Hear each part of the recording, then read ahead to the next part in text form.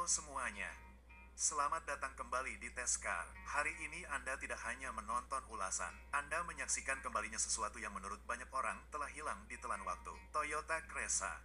Nama yang sudah lama tidak Anda dengar, nama yang dibisikkan di antara para penggemar, seringkali diikuti dengan desahan dalam sebuah cerita. Sekarang kembali lagi, dan Cresa 2026 bukan sekadar komebak, tetapi sebuah pernyataan. Jadi mengapa membawa kembali Cresa? Nah, itulah pertanyaan pertama yang diajukan oleh para penggemar Toyota. Ini bukan kebangkitan acak, ini adalah langkah yang diperhitungkan. Sebuah respons terhadap pasar yang menginginkan sesuatu yang berbeda. Bukan crossover biasa, bukan tiruan performa berlogo rekayasa lainnya. Ini adalah sesuatu yang lebih murni, lebih elegan. Sedan mewah yang tidak menuntut perhatian, tetapi mendapatkannya dengan setiap lekukan halus, setiap inci rekayasanya. Dari luar, Cresa 2026 adalah kelas master dalam desain yang bersahaja.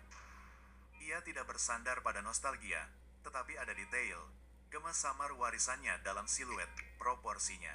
Kap mesin panjang, D belakang pendek, garis sabuk anggun yang membentang dari spakbor depan hingga lampu belakang. Grillnya minimalis, hampir aristokrat. Tidak berusaha tampil sporty, ia berusaha tampil abadi, dan berhasil. Di balik kap mesin, Toyota tidak sekadar memasang mesin Camry dan menyebutnya selesai. Tidak, Cresa ini mendapat mesin 3000L inline 6 turbocharged yang baru disetel.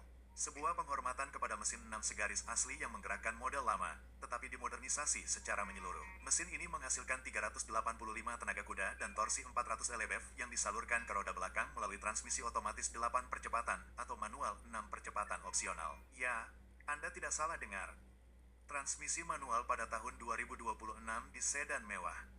Itu saja sudah cukup untuk memberitahu Anda bahwa Toyota serius. Di dalam, Cresa melanjutkan pemberontakannya yang tenang terhadap kemewahan modern. Tidak ada layar besar yang mendominasi dashboard. Sebagai gantinya, layar 12 inci terintegrasi mulus ke dalam trim kayu kenari asli. Tombol fisik di tempat yang penting. Iklim, audio, mode berkendara, semuanya mudah dijangkau, semuanya intuitif.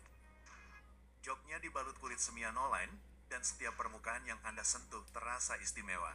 Sentuhan lembut, bukan tipu muslihat yang lembut. Ada sesuatu yang hampir sinematik tentang cara mobil ini bergerak. Mobil ini lebih banyak meluncur daripada melaju.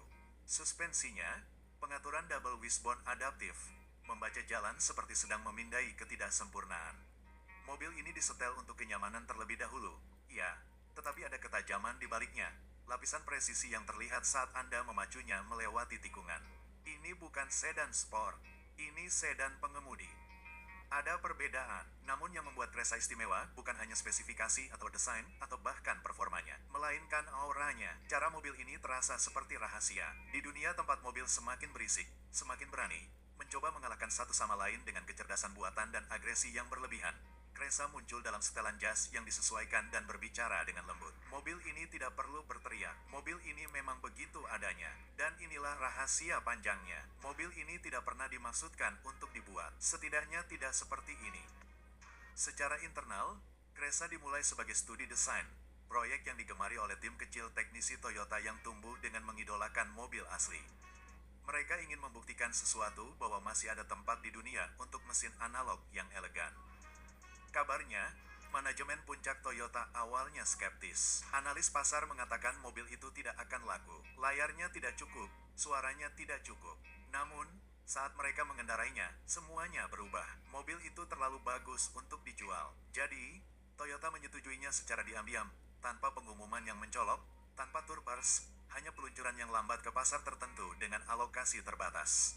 Ini bukan mobil untuk semua orang. Ini mobil untuk mereka yang memperhatikan, mereka yang ingat, mereka yang mengerti apa artinya mengendarai sesuatu yang dibuat dengan tujuan. Harganya di bawah Lexus S. Namun, jangan biarkan hal itu membodohi Anda. Ini bukan tentang hierarki merek, ini tentang filosofi. Cresa tidak mencoba menjadi Lexus. Ini mencoba menjadi Cresa. Bermartabat, senyap, abadi. Mobil ini tidak hadir untuk mendominasi suatu segmen. Mobil ini hadir untuk mendefinisikan ulang seperti apa segmen tersebut. Jadi, lain kali Anda melihatnya di jalan, dan mungkin tidak akan pernah melihatnya, ketahuilah bahwa mobil ini bukanlah hantu. Mobil ini bukan barang jadul. Mobil ini adalah babak baru dalam kisah yang hampir terlupakan. Dan jika Anda cukup beruntung untuk berada di balik kemudi, Anda akan menyadari sesuatu yang langka. Beberapa mobil masih memiliki jiwa. Terima kasih telah menonton. Jika Anda menikmati pembahasan mendalam ini, berikan like, berlangganan untuk konten otomotif lainnya, dan beritahu saya di kolom komentar.